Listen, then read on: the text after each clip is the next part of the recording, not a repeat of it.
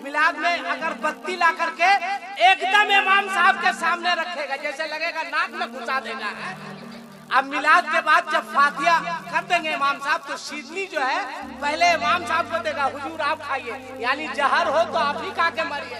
और हम लोग मौलाना लोग भी इतना बेवकूफ है, दिया पट से खा लीजिए, कभी मत खाइएगा। कहिए पहले अपने बच्चे से ट्राई कराओ। कहाँ आप लोग खाते हैं? मरे तो बेटा मौलिया साहब मरे। अगर बड़ा सूरा पढ़ दिया कहेगा क्या मौलाना, तैमूम का ख्याल है कि नहीं? आप पूछिए, हम गलत नहीं बोल रहे, इमाम लोग हैं। तैमूम का ख्याल है कि नहीं?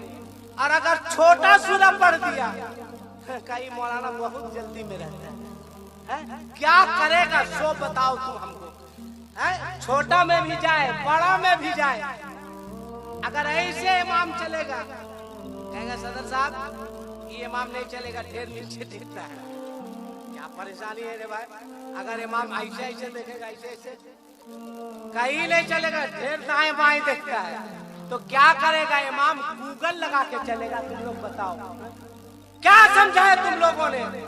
ज़हन बदलो और ये मिजाज बनाओ कि किसी भी मस्जिद का इमाम होता है, किसी के बाप का गुलाम नहीं।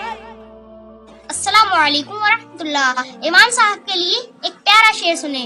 जाने गुलशन में कैसी हवा चल गई, जाने गुलशन में कैसी हवा चल गई, खाली पत्तों से सारे शजर हो गए।